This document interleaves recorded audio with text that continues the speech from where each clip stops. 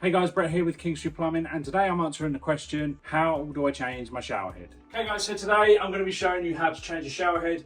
The shower head that's on there at the minute is one of these hose ones. It's going to be exactly the same whether your shower arm comes out of the wall or out the ceiling. Connection's usually 1/2 inch threaded male thread, so this will just go on. I'm going to show you the steps you want to take, the tools you want to use. Where possible, you're going to want to use a crescent wrench, and you're going to want to use the slots that are on here, because if you don't, you'll scratch the chrome. Try to avoid using channel locks if you can, because they've got them nasty teeth on there. I see lots of people who have used these and scratched everything. I'm going to get into this. We're just going to, usually it's easy to take the hose out, angle it down.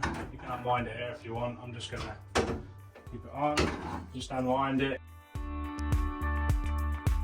Counterclockwise.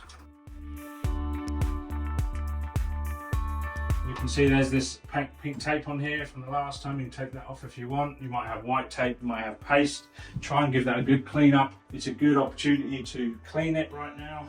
And these can come out of the wall, they can come out of the ceiling.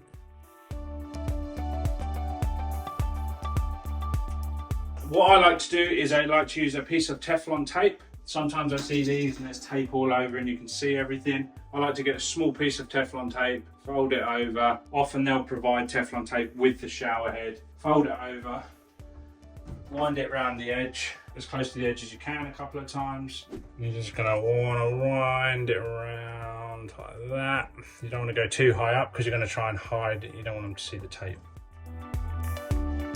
Push that into the threads. We're gonna get our new shower head. And we're going to wind it on. We're going to do as best we can by hand.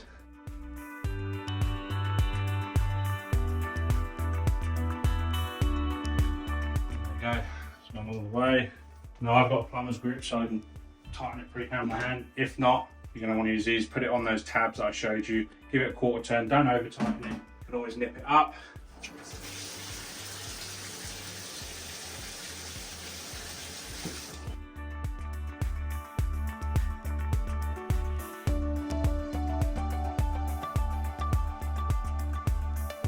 See, this one's got a few different functions. There you go, easy as that. You have a fantastic day. Check out one of our videos and we'll see you on the next one. Bye now.